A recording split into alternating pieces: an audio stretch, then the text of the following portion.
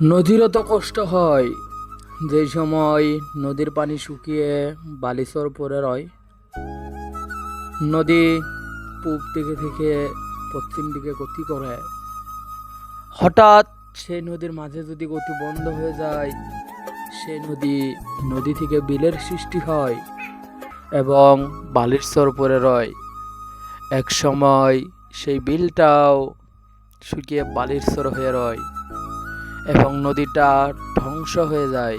তাই এটার জড়িয়েতে আমি এইটাই বোঝাতে চাইছিলাম, তুমি এমন একজনকে ভালোবাসো, এমন একজনকে ভালোবাসবে, দেখবে তারা তোমাকে এমনভাবে ব্যবহার করবে, সেই নদীর মতো শুকিয়ে তোমার জিন্দিগিটাই বরবাদ হয়ে যাবে।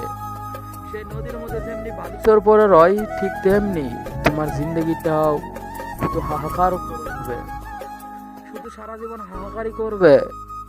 এমন মানুষ পৃথিবীতে অনেক আছে যারা একজন অন্য একজনকে নিজের জীবনের থেকেও বেশি ভালোবাসে এবং তার জন্যই সব সময় চিন্তা করে, তার জন্যই সব সময় ভাবে, এবং কি রাতে ঘুমও আসে না। সেই মানুষটাই হঠাৎ একজন অন্য একজনকে ছেড়ে চলে যায় এবং অন্য একজনের হাত ধরে গতি করে। আরে ভাই, স্কুল জীবনে যেই সময় যাইতে হয়েছিল, সেই সময় বাড়ি থেকে যাওয়ার ইচ্ছেই হয় নাই, জোর জবরদস্তি পাঠাইছে। আবার সেই স্কুল জীবনে থেকেই কান্না করতে হয়, কারণ স্কুল জীবনে আরম্ভ হয় প্রথম প্রেম ভালোবাসা। আর সেই স্কুল জীবনেই ভালোবাসা থেকেই মানুষের সৃষ্টি হয় অবহেলা। স্কুল জীবন শেষ, তারপরে আরম্ভ হয় কলেজ জীবন। কলেজ জীবনে আবার অনেক মানুষের সঙ্গে দেখা, কলেজ জীবনে আবার অনেকের সঙ্গে পরিচয় হয়, কিন্তু যে মনের মানুষটার সঙ্গে কথা হয়, দেখা হয়, সে মনের মানুষটাই আবার অন্য একজনের হাত ধরে অনেক দূরে চলে যায়। পৃথিবীটা এমনই হয়। তাই জীবনে কখনোই নিজের জীবনের থেকে অন্য একজনকে বেশি ভালোবাসো না, কখনোই নিজের জীবনের থেকে অন্য একজনকে বেশি বিশ্বাস কইরো না।